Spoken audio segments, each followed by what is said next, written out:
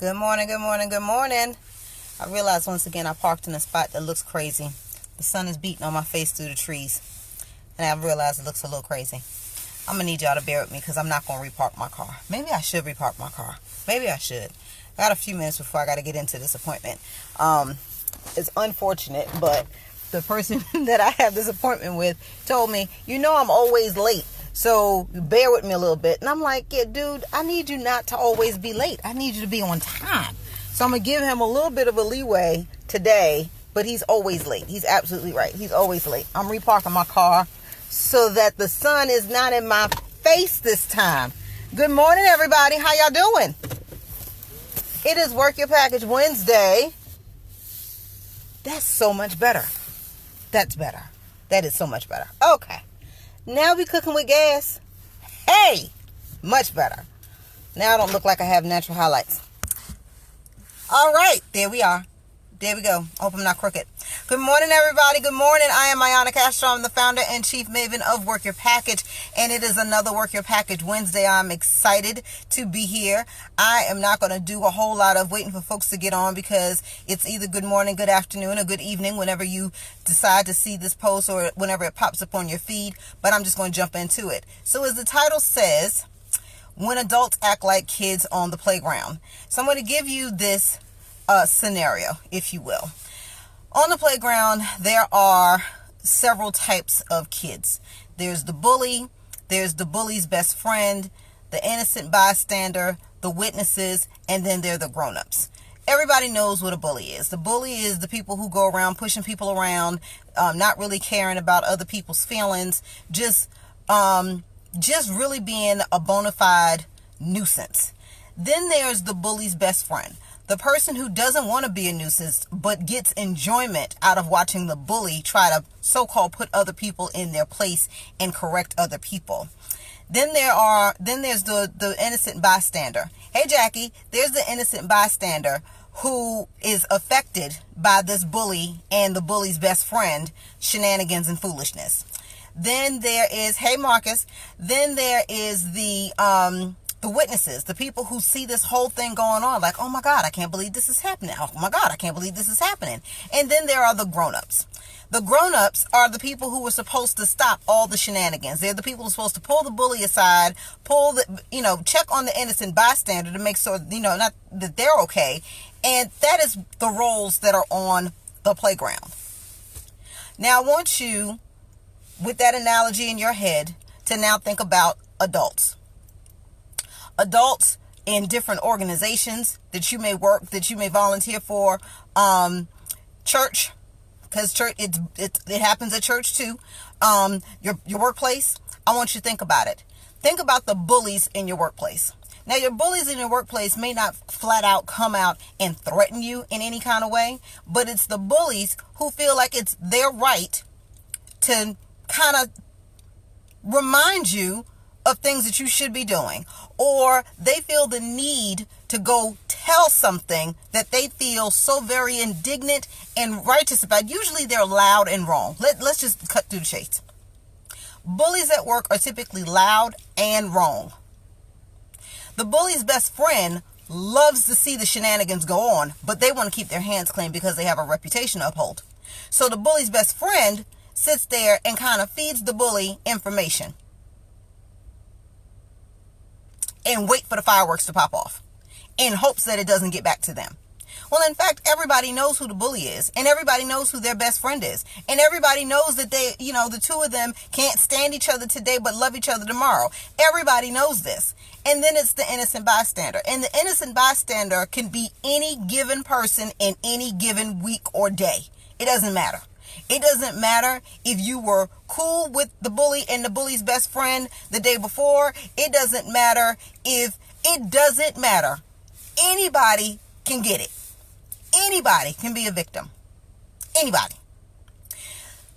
The witnesses are your coworkers, your sorors, your fraternity brothers, your other people in the organization, the other Girl Scout moms, the other cheerleading moms, the other dance moms, whatever, the football dads, whatever.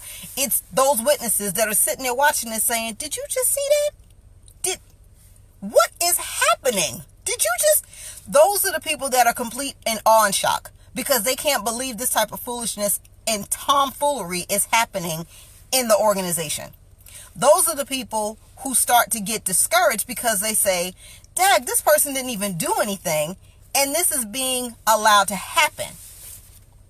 And then there are the grown-ups. So the grown-ups is leadership.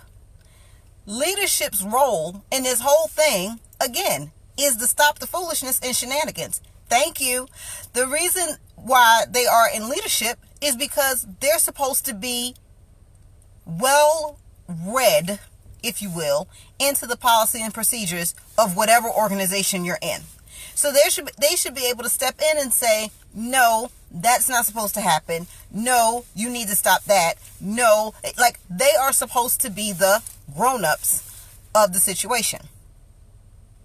What happens when the grown-ups, aka leadership, don't step in to A, protect the innocent bystanders, and B, assure the witnesses that this type of behavior will not be tolerated, nor will it be, just basically not tolerated? What happens? Your morale goes in the toilet, basically. That's what happens. You see it on the playground all the time. When kids see that a bully is not corrected, when they see that a bully is not reprimanded for their behavior, yet their behavior is kind of excused in some kind of way, they then also become a problem. Then the pettiness and the toxic behavior and the all of that starts. Have you ever been in a place where it seemingly all was good, everything was great, everything was clicking, wheels was clicking, and one person comes into the room and shifts the entire energy of the room? The entire energy is gone. Like all of it is gone. Because that one person walked in the room. You want to know why? Because everybody in the room knows that person is a bully. And sometimes the bully does it with a smile on their face. And they say it, well, I'm just saying. They love saying that. I'm just saying. Well, I just want to make sure that everybody's on the same page. I don't want us to go out there looking crazy. The bully has such a charming way in being a bully sometimes that you don't even realize that you're being bullied until you disagree. And then you realize, oh, that's what it was. The bully's best friend is the same way. It is amazing to watch that with grown-ups, with adults, with people with multiple degrees and certifications up the yin-yang and more than 20 years of professional experience. It is absolutely amazing to watch, but I've seen it happen time and time and time again. So what do you do if you are the innocent bystander? Well, one, you speak up for yourself. That's the first thing. You speak up for yourself. Recognize what it is. Call a thing, and do what you need to do. Call a thing. Don't be afraid to call it what it is. And will they buck back? Yeah. Will they be defensive? Yeah. Should you care? No. Because you have not done anything. What if you're one of the witnesses? Same thing. Call a thing a thing. Don't be afraid to call people out for their poor behavior. Do not be afraid to call people out for things that you know are wrong, against policy, illegal. Like, don't be afraid to call people out for what it is. And if you are the grown-up in leadership, make sure that you are worthy of the title that you have been given. Let me say that again. If you are in leadership, make sure you are worthy of the title that you have been given, not only in your actions, but also in your deeds, in your conscience, and in your ethical behavior. Make sure you're worthy of that leadership, because people are looking to you to steer the ship. People are looking to you to ensure that things go smoothly. Kids look to adults all the time. Is everything okay? And if the adults are okay, the kids are not okay. Same thing happens in business. Not that we're kids, but we look to leadership to make sure things are okay. Leadership says everything is going good. We're going great. But when chaos ensues, when mayhem shows up, and leadership is not at the helm to take control of it, it causes a toxic environment that takes years to get rid of. Years. It's unfortunate that I know so many different separate organizations, so many different people who are in the situation right now. Thank you, Kay. They're in the same situation right now where they are in dismay because they don't know what the heck is happening in their own organization. They don't have a clue. They're following around leaders like lemons because they're not quite sure, well, if the leader says we should go this way, then we should go this way, and they're not questioning anything. But at the same time, we have the innocent bystander who was the latest victim, so to speak, that's sitting up there bleeding out, and nobody is trying to figure out how to triage the situation. That's the biggest issue. Maybe I should have made the analogy of the emergency room. The biggest issue is that we have issues that are in triage, and this situation is bleeding out, like seriously bleeding out, and people are coming to the wound with a damn Band-Aid. How about surgery is needed? How about stitches are needed? How about, do you ever really think about the issues that come up? Are we so complacent with getting along just to get along that we don't want to find a solution? Don't be one of them people. Don't be just a witness and not say anything. Don't be in leadership and be unworthy of the title that you've been given. Stop being bullies. Stop being bullies' best friends. I know it feels good, to have that type of power in the room. I know how people that power trip. I know it feels good. I know it feels great. But when you power tripping and being self-righteous and indignant and loud and wrong, and you continuously cause innocent victims pain and anguish to the point where they're ready to walk away from things that they truly believe in because they just don't want to deal with you or your foolishness anymore, is it really all worth it? And I know what the bullies say. Well, if it's really worth it to them, then they would stick it out no matter what. Sometimes sticking it out no matter what ain't worth your mental health or your physical health. Sometimes the paycheck ain't worth it. Sometimes the org is not worth it for your peace of mind. If something that I said resonated with you, if you saw yourself in any of those descriptions and it hurt, either say amen or ouch, because you have a choice. You can change. Sometimes people don't even realize they're being bullies. They just feel so righteous in what they believe that they have to say it. Be damned who gets offended. Sometimes you have to think about the energy that you bring in the room. Sometimes you have to think about the words that come out of your mouth. Sometimes you have to really think about the true intention of your actions. Because if they're not pure, then keep them. Keep them to yourself. If it's not to help somebody else, keep them to yourself. If it's to disparage somebody's name or their reputation, keep it to yourself. And those in leadership, again, make sure that you're worthy of the title that you've been given. Make sure that you are worthy of the title that you've been given, not only in your actions, but in your deeds and your ethical actions. I can't repeat that enough. People are looking to you. And you do yourself a disservice. You do your organization a disservice when you don't live up to what you are supposed to be doing. That's it, and that's all. Well, my good friend is probably waiting for me now. Like I said in the beginning, he's always late. But that's all I had to say. That was really all I had to say. Please do not allow yourself to fall into the role of being the bully or the bully's best friend. Don't. Because for all of the energy, the negative energy you give, imagine if you use all that energy for good. Imagine how much better you can make the organization if you just used all of that chatter, all of that vigor for good. If you're the innocent bystander, don't take it laying down. Speak up, speak out, speak your truth.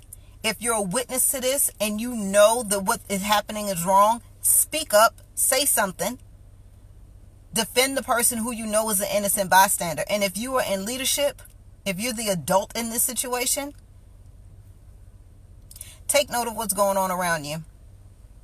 People don't lie with their actions. They lie real good with words, but they don't lie with actions. If you see that the people who you're supposed to be leading is walking away from you, and I'm not talking physically, but mentally, it's something that's going on in your organization that you need to address. That's it, and that's all. That's it. I love y'all for watching. I appreciate y'all. Quadrillion, you're absolutely right. It can't always be, you know how they are. We are absolutely too grown for that. Absolutely too grown for that. You are correct. And I think that's where a lot of people, a lot of bullies get away with being bullies repeatedly, is that everybody, well, that's just the way they are. I really don't give two hill of beans if that's how they are. I really don't care. What I care about is the environment that other people are in. And like I said, it does not always, I've been witness to some of, like I've been witness, I've been an innocent bystander, I've been the adult, you know. I don't think I've ever been in a situation where I've been the bully or the bully's best friend. Because I don't allow anybody to be my mouthpiece. If I got something, I'm going to go ahead and say it. You know, sometimes it's an amen or ouch type of situation. You know what I mean? But that's it. That's it and that's all. That's really all I had to say. I love y'all for watching. I am Ayanna Castro, founder and chief maven of Work Your Package. This is... I don't even know what number video this is for me, but it has been an absolute joy and a pleasure to do these videos for you every Wednesday. When I was on my break, I missed y'all. Like, you know, I missed y'all terribly. I did. I missed you. So I'm so happy to be back. Thank you so much for the compliments on my hair color. It's something new. It is something new. I'm excited about it. All right, I got to go because then I'm going to get fussed at because I'm late and he's waiting for me. Anyway, you guys have a great day. Have a fantastic day. If you are in the DMV area, it sucks to be us because we did not win those Mega Million lottery tickets. If you're in South Carolina and you feel like hooking your distant cousin up, you know, I'll take a meal. Y'all have a fantastic day. I appreciate y'all. Be good. And listen, do not, please, please, please, please, continue to live and not exist. Okay? I can't get off of here without saying that. Continue to live and not exist. And do not dim your light for anybody. Anybody. And please, for the love of God and all things is holy, do not settle for anything mediocre in your life because it's a slippery slope to a dismal life. You were not created for mediocrity. You were created for extraordinary and excellent things. And I believe that with every bit of my being. You go out there and be fabulous. Take the world by storm. Love y'all. Bye.